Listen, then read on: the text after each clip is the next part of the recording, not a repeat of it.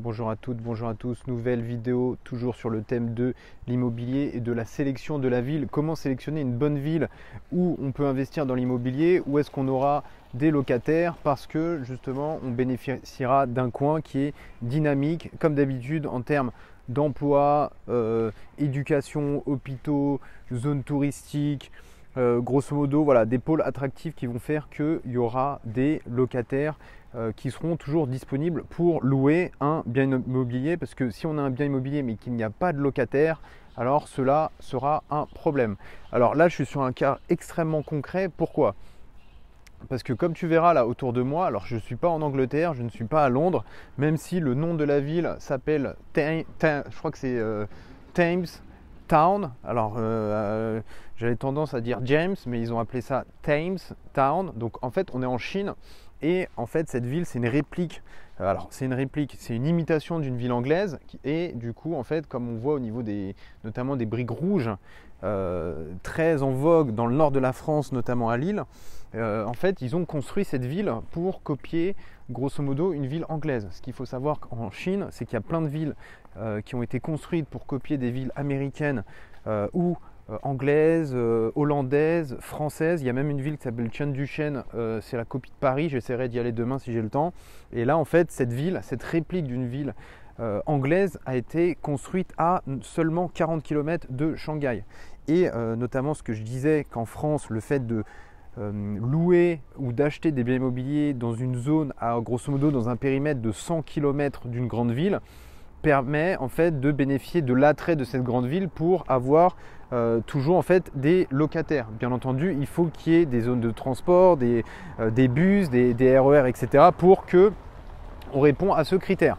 Ce qu'il faut savoir en Chine, c'est que même si Shanghai c'est une ville énorme, même s'il y a plus de, voilà, en termes de population, c'est quand même gigantesque. Au niveau de cette ville, alors je vais essayer de mettre ça comme ça, donc Thames Town. Au niveau de cette ville qui a seulement 40 km de Shanghai, en fait, qu'est-ce qu'on observe ? En fait, on observe qu'il n'y a personne parce que c'est une ghost town, donc c'est une ville fantôme.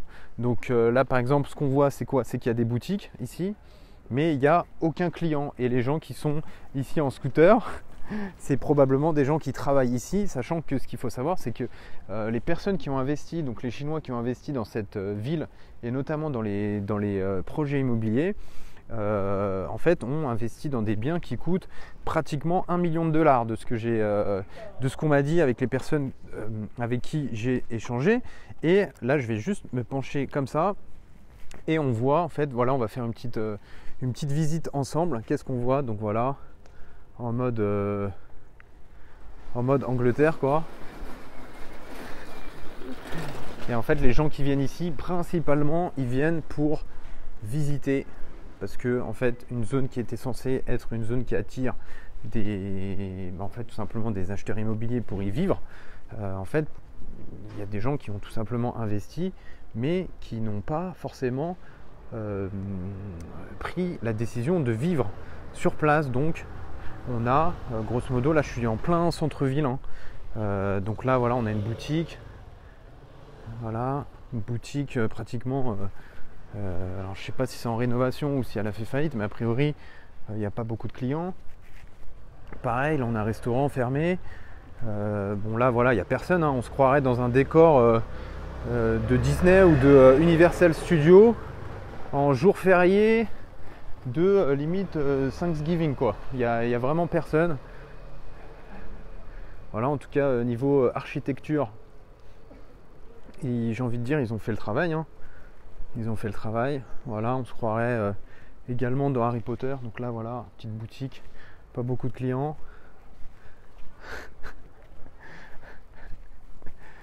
Voilà, on se croirait vraiment dans un parc d'attractions en fait, en mode Universal Studios. Donc voilà, en fait, ça répond également à voilà, encore un touriste ici. Hop, on va continuer la visite. Là, les gens visitent, hein. Je pense qu'ils viennent soit de Shanghai ou d'autres villes de Chine pour visiter ça. Mais grosso modo, alors là, je vais tourner la caméra comme ça pour que voilà, on puisse me voir. Hop. Donc en gros, moi, ce que je disais, c'est quoi ? C'est l'investissement en fait dans la recherche d'une ville il faut bien entendu qu'il y ait toujours des axes de communication, donc réseau, de train, transport, bus. Là par exemple pour venir à cet endroit-là, j'ai dû prendre un taxi. Donc taxi, j'ai dû faire plus de 40 km. Donc 40 km, est-ce que les gens ont forcément envie de faire 40 km tous les jours pour aller travailler dans le centre-ville? A priori, moi, j'ai pas forcément envie de faire ça, sachant qu'à Hong Kong, je travaille à 5 minutes d'où j'habite. Donc est-ce que j'ai envie de faire 40 minutes de taxi? Pas forcément. Donc voilà. Et effectivement, au niveau de au-delà des axes de transport, il faut qu'il y ait un bassin d'emploi. Donc là aujourd'hui, à côté, là, qu'est-ce que je vois? J'ai pas vu un parc industriel. Voilà, il n'y a pas forcément des zones attractives qui vont permettre aux gens d'habiter ici et d'aller se déplacer non seulement dans des écoles, universités, zones industrielles ou voilà, zones de bureaux, etc. Voilà, j'ai pas vu ça, donc je pense qu'ils ont oublié ça dans ce projet là. Et ce qui est intéressant en général, ce qu'on dit aussi dans la partie donc là on a une pseudo bibliothèque en mode Poudlard, Harry Potter. Et en fait ce qui est intéressant, c'est que normalement dans les franchises dans tous les pays on va dire développés qui se respectent, en général quand on a un McDonald's ou un Starbucks, c'est qu'on est dans une rue très très commerçante. Ok, et du coup là en fait qu'est-ce qu'on observe? On observe qu'on a un Starbucks café, mais qu'on a... alors, est-ce qu'on a des clients? Ah, il n'y a aucun client, il y a peut-être un client. Ouais, si, il y en a deux ici, là. Mais grosso modo, il n'y a personne. Donc, il faudrait qu'on voit, limite, il faudrait que je demande à la caisse combien de transactions ils font. Mais je pense qu'ils doivent vendre 3 cafés par jour. Donc, voilà. Petit vélo. Petite emblème communiste qui se respecte. Donc voilà, enseigne Starbucks. Alors, je ne pense pas qu'elle soit si rentable que ça. Sachant qu'à côté, on a quand même un KFC. Voilà, donc on a pas mal de franchises dans cette ville chinoise, anglo-chinoise.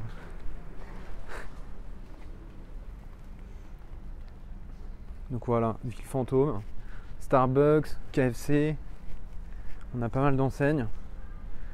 Et encore une fois, ouais, il n'y a pas grand monde. Et les seules personnes qui sont là, c'est des gens qui visitent. Là, il y a une boutique qui fait des promotions. Bah, j'ai envie de dire, vu le monde, j'ai envie de dire que j'ai même envie de dire à la vendeuse de faire des promotions toute l'année. Parce que voilà, il n'y aura pas... même il faudrait que je vienne un week-end. Parce que là, ce qu'il faut savoir, c'est qu'on est vendredi. Mais au-delà de ça, voilà, vendredi, tu vas dans le centre de Shanghai ou de Hong Kong, ça fourmille de partout. Hein. Donc voilà, Lawson c'est l'équivalent de 7-Eleven.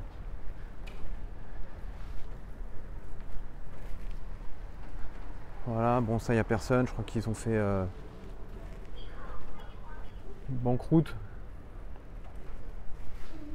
Voilà, bon, en tout cas niveau architecture, j'ai envie de dire c'est plutôt pas mal. Voilà, boutique ici. Les petites rues à la Oxford Street, à l'anglaise.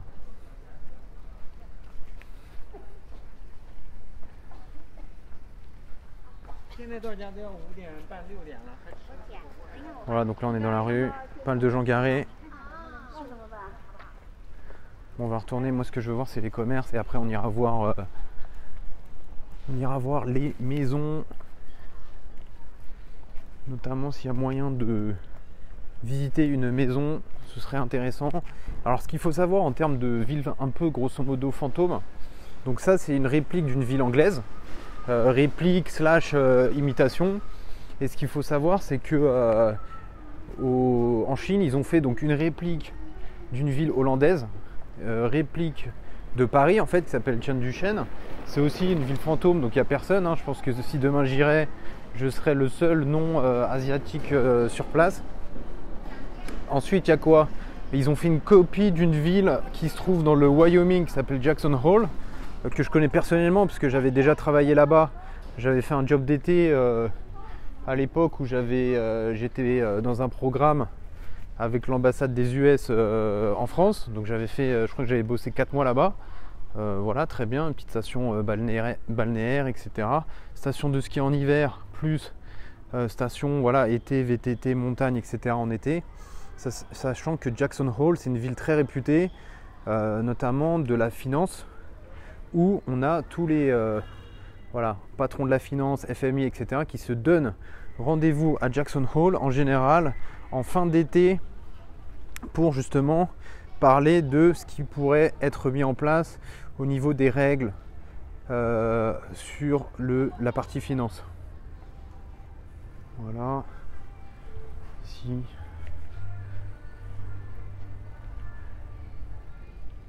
Ici on a un restaurant. Voilà.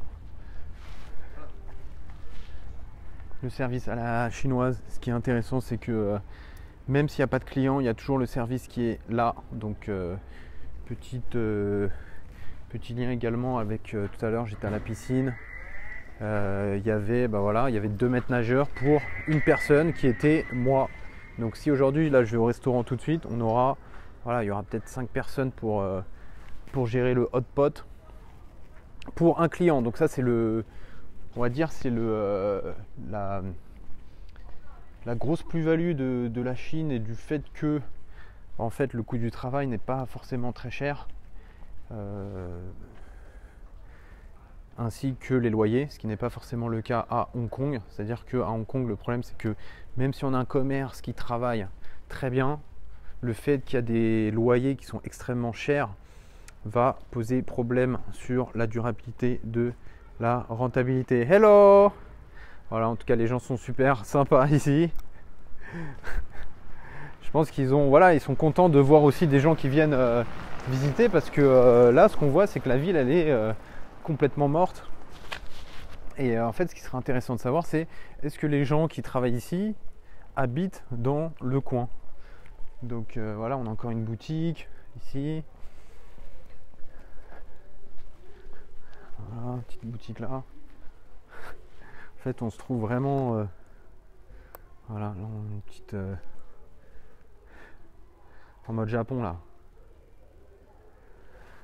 Voilà, donc au niveau de l'analyse également, ce que je peux rajouter, c'est qu'au niveau de l'analyse des villes en France, ce qu'il faut savoir, c'est que historiquement, il y a pas mal de villes qui étaient industrielles avant et qui sont, soit en fait, ils ont perdu ce pôle industriel, et il n'y a jamais eu de remplacement, on va dire, de pôle économique. Dans ce cas-là, en fait, ce sont des villes qui sont à fuir. Il faut fuir parce que les personnes, en fait, il y a eu une exode économique, donc les personnes ont quitté soit ces anciens bassins d'emploi pour aller dans des centres-villes ou dans des zones plus dynamiques, ou soit il y a eu une transformation d'industrie. Donc transformation d'industrie, c'est quoi? C'est historiquement, il y avait une ville où il y avait peut-être des usines automobiles, des usines industrielles, etc. Et ces usines-là sont parties. Et depuis, il y a eu un changement d'écosystème, c'est-à-dire on a eu des startups, des pôles IT technologiques, des pôles de santé, etc. qui se sont installés et qui ont justement drainé de nouvelles compétences. Et là, en fait, en termes de nouvelles compétences, on n'est plus dans des compétences industrielles ouvriers, on est plutôt dans des compétences type cadre supérieur, population CSP+, donc du coup qui ont des capacités de payer et de consommer. Et quelle est la valeur ajoutée de ça? C'est que si tu as investi dans ces villes très tôt, donc comme c'était des villes qui étaient délaissées, en fait, comme c'était des villes qui ont été délaissées, donc à un moment donné les gens ont eu peur, donc les prix ont baissé. Donc toi, si tu achètes au bon moment et que tu sais que la ville a des projets, notamment le département, etc., de développer justement la ville et d'attirer des entreprises, ça peut être une opportunité d'investir et d'avoir une plus-value sur le long terme, sachant que tu auras ton bien immobilier qui se louera. Moi, je te donne un exemple. J'ai investi là sur Mulhouse. Et qu'est-ce que je peux te dire? C'est que sur Mulhouse, au départ, c'était une ville très industrielle. Il y avait des usines. Alors, c'était plutôt beaucoup d'usines agroalimentaires.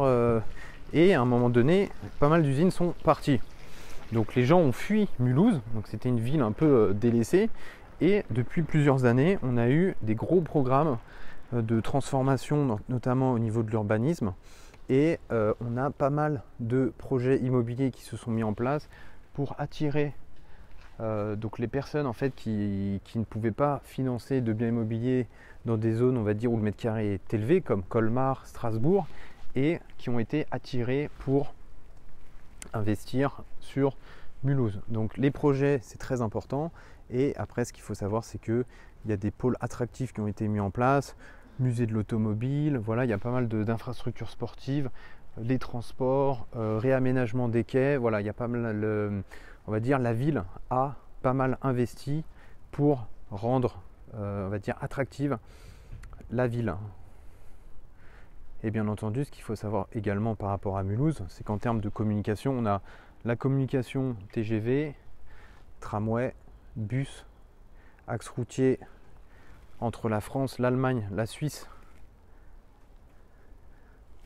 Voilà, on se croirait dans un petit square en Angleterre, au UK. Donc voilà, donc l'attractivité de la ville, c'est très important. Voilà, faut pas tomber dans le piège juste d'un projet immobilier. Par exemple, là, je prends cet exemple de Thames Town. Voilà, sur le papier, ça peut être sexy, etc. Mais si aux alentours, il n'y a pas d'axe routier, il n'y a pas de pôle économique, pôle éducatif, centre sportif, etc. Voilà, pourquoi est-ce que les gens forcément iront, voilà, auront la volonté de vivre ici? Voilà, en tout cas, ce que je peux dire, c'est que c'est très calme. Alors là, je viens de voir un Pikachu. Qu'est-ce qu'on a ici là?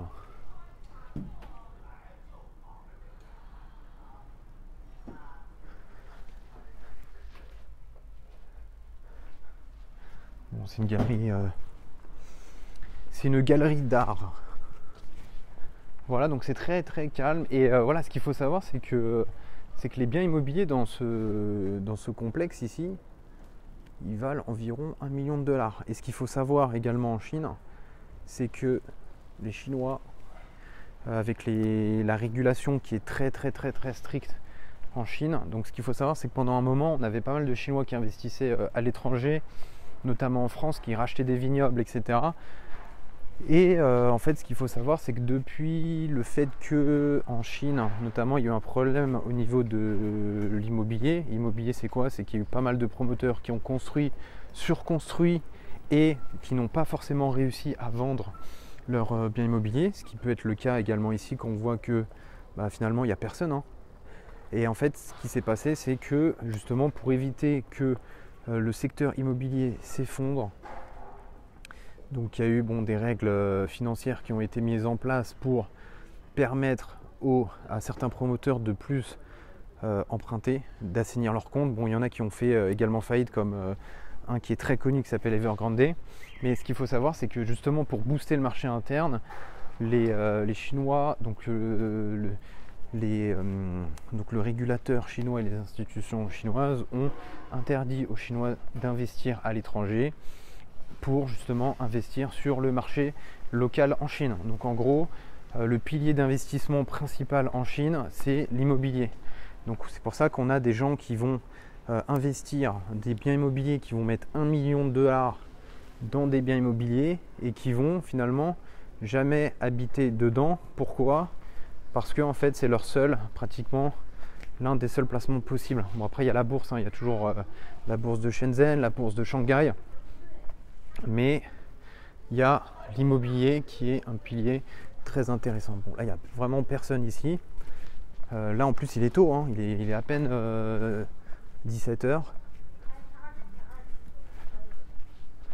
On continue. Et en fait, la règle de l'impact de ça, en fait, comme on a pas mal de Chinois qui veulent récupérer les fonds qu'ils ont investis, notamment à l'étranger et en France, actuellement, on a pas mal de personnes qui revendent leur part dans des vignobles. Donc ce qu'il faut savoir, c'est qu'à l'époque, il y avait pas mal de Chinois qui avaient acheté des vignobles, et aujourd'hui, vu qu'ils veulent récupérer leur mise, ils veulent vendre et récupérer leur part. Ce qu'il faut savoir, c'est qu'en faisant ça, finalement, ça met à risque la filière viticole en France. Parce que finalement, il n'y a pas d'autres investisseurs hors chinois qui viennent remplacer ces investisseurs-là. Donc forcément, ça impacte le marché de l'emploi. Donc la salle de sport, il n'y a pas grand monde qui s'entraîne. Allez, on continue, je crois que je suis déjà passé par là en plus. Donc voilà, les amis, Ghost Town, Thames Town. Donc là, je suis sur Handel Street. Voilà, donc les gens ils viennent, un petit magasin ici.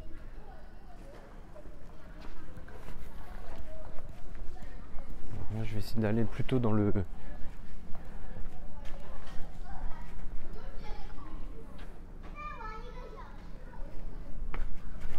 En tout cas, c'est safe, hein. Je peux te dire que genre, là, je pourrais laisser mon sac ici, je reviendrai 30 minutes après. Je pense qu'il sera toujours... How are you? Hello. Hitting Starbucks? I don't know. Do you take a vlog? Yes. You are so handsome. Thank you. You're welcome. Thank you, bye. Bon, en tout cas, les gens sont sympas. Alors, qu'est-ce qu'on a ici?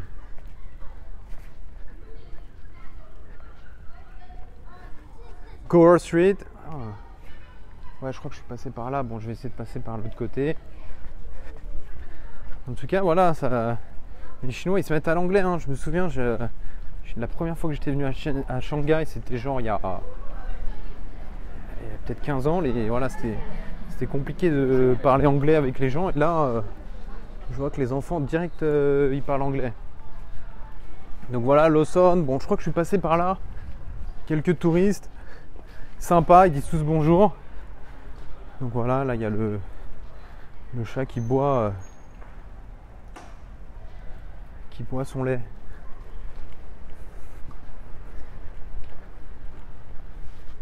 Voilà, donc les amis, je crois que c'est bon, j'ai fait le tour. Bon là je suis dans le centre, hein, je me suis pas trop excentré. Je voulais pas aller trop loin, sachant que j'ai le driver qui m'attend, donc je veux pas trop le faire galérer non plus. Donc voilà, en fait, petite conclusion au niveau de la sélection de la ville d'investissement. Voilà, faut pas se baser uniquement sur les comment dire, les plans sur papier là qui sont communiqués par les promoteurs, parce que eux, les promoteurs, forcément, ils disent ouais, meilleure ville, etc., rentabilité exceptionnelle, etc. Sauf que eux, dans leur revue, bon, ils parlent un peu des projets aux alentours, mais voilà, ils prennent pas en compte la démographie. Est-ce qu'on a une perte de population, augmentation de population? Quelle est l'augmentation de la population de cadres versus quelle est l'augmentation de la population d'étudiants? Est-ce qu'on a plutôt une augmentation de population de non-actifs, c'est-à-dire de chômeurs, de retraités, etc. Voilà, toutes ces caractéristiques-là ne sont pas prises en compte dans ces analyses. Et moi, ce que je peux vous dire, ce que je peux te dire, c'est que là, dans l'algo, parce que moi j'avais fait un algo de matrice, j'avais fait une matrice avec pas mal de critères, notamment avec la data récupérée de... alors c'était Gouv, hein, donc c'était le gouvernement français qui c'était des statistiques du gouvernement. Donc voilà, moi j'avais computé tout ça et pour justement me construire un score de confiance. Donc si tu veux que je partage cette matrice, n'hésite pas à mettre un petit commentaire, un like. Encore une fois, je t'invite à t'abonner à cette chaîne, parce que voilà, là je suis en train de vadrouiller à 40 km de Shanghai dans une ville, dans une ghost town. Donc j'espère qu'il n'y aura pas un loup-garou du campus comme dans la série de l'époque qui va débarquer de nulle part, parce que il n'y a vraiment personne. Donc Thames Town. Donc voilà, encore une fois, là on regarde les lumières qui sont allumées, il n'y a pas vraiment beaucoup de lumière, hein. Donc c'est-à-dire qu'il y a quand même pas mal de logements qui sont vides. Et j'en suis sûr qu'à 20h, 21h, la ville sera complètement morte, quoi, en fait. Donc voilà, est-ce que là, grosso modo, tu te mets à la place d'un acheteur, t'achètes, tu revends 10, 15 ans, 20 ans après, est-ce que tu penses qu'il y aura une attractivité particulière au niveau de cette ville? Je veux dire, mis à part, à part si demain tu as Alibaba, Baidu, Google, Facebook, Microsoft qui installent un énorme pôle économique à côté, je n'en suis pas sûr.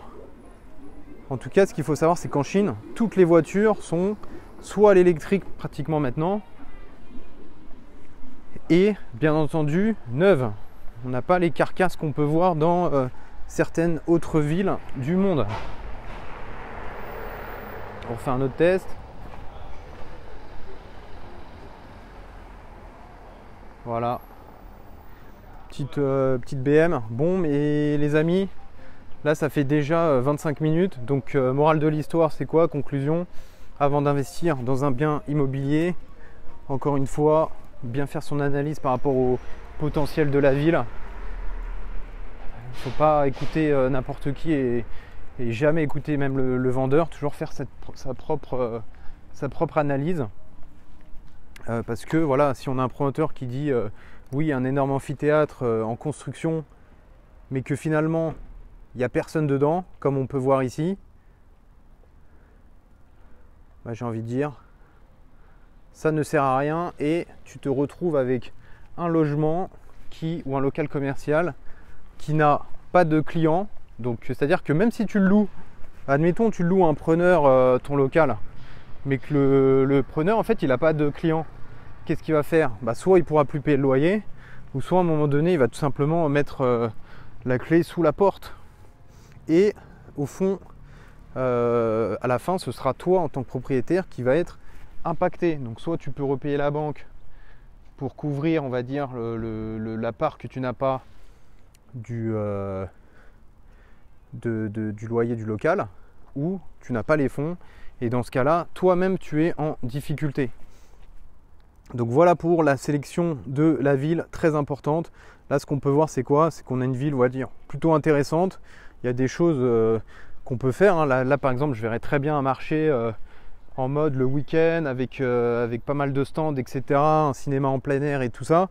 Mais le problème, c'est qu'il n'y a personne. Il n'y a personne. Donc là, ce qu'il faut quand on investit, c'est en termes de population, est-ce qu'on a des gens ou pas? Là, il n'y a personne. Voilà, j'ai l'impression que, voilà, même si c'est bien, le fait d'avoir personne, c'est comme si demain tu investissais dans un bien immobilier extrêmement intéressant en termes de prix, où tu penses sur la rentabilité sur le papier que tu vas faire une rentabilité à 30%, quoi. Le problème de ça, c'est quoi? C'est qu'en fait, tu te trouves dans la Creuse, et que dans la Creuse, tu as un habitant sur X mètres carrés, quoi. X même kilomètres carrés, tellement il y a personne. Alors, j'ai pas les chiffres en tête, donc je voudrais pas te dire de bêtises. Mais voilà, le problème, c'est que s'il n'y a personne pour vivre et habiter le coin, voilà, on se retrouve dans un square comme ça avec des beaux immeubles en pierre rouge, mais il n'y a personne. J'ai envie de dire, il n'y a personne à part la statue au centre. Mais en tout cas, voilà, le style est là. Voilà les amis, donc là il commence à faire nuit, je vais rejoindre mon driver là qui m'attend. Et encore une fois, n'hésite pas à t'abonner à cette chaîne pour donner de la force en termes de visibilité. Donc là moi je suis en Chine, là je suis tout seul, regarde, il n'y a personne. Donc il faut que cette vidéo puisse être vue dans le monde entier pour montrer, voilà, que des ghost towns comme ça, il y en a plein en Chine. Je vais essayer d'en faire d'autres bien sûr. Donc n'hésite pas à t'abonner, liker, mets un commentaire s'il y a quoi que ce soit.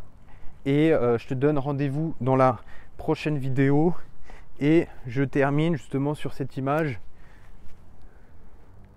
qui me fait penser au grand musée. Alors pas le signe ici, je suis pas forcément fan, mais plutôt derrière, qui me fait penser au Grand Palais de Paris. On va essayer de zoomer sur ça, en plus qui s'illumine. Voilà, bon, je vais essayer d'y aller. Tu me connais, je suis curieux, donc dès que je vois un truc, je Je vais essayer de comprendre ce qui se passe. Donc on va voir si...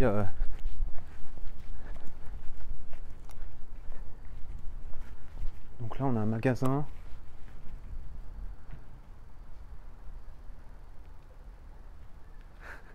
Leisure Coffee. Donc là on a un café, voilà. L'exemple Leisure Coffee. On a un client et je me demande si c'est pas le gars qui bosse sur place. Donc voilà pour ce square, franchement très bien, hein. Niveau style et tout ça. Bon, je vais essayer de conclure quand même cette vidéo. On va voir si... Donc vélo électrique aussi. On va voir ce que c'est que ce... Voilà. Voilà l'image de conclusion de vidéo en direct live de Shanghai. Donc là on est plutôt à 40 km de Shanghai, dans une ville qui s'appelle Thames Town, où on n'a pas beaucoup d'habitants, mais on a des gens qui sont quand même sympas, parce que pour le peu d'interactions qu'on a eu, les gens étaient plutôt sympas avec nous. Donc voilà, encore une fois, n'hésite pas, abonne-toi, like, commente, active la cloche, et je te dis à bientôt dans une prochaine vidéo. Salut!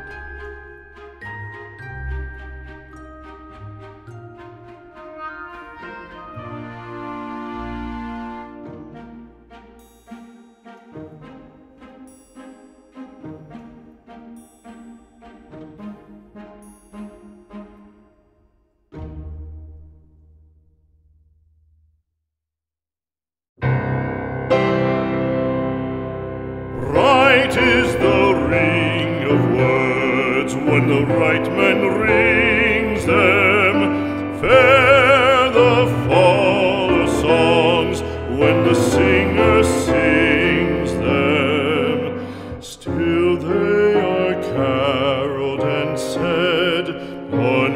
things they are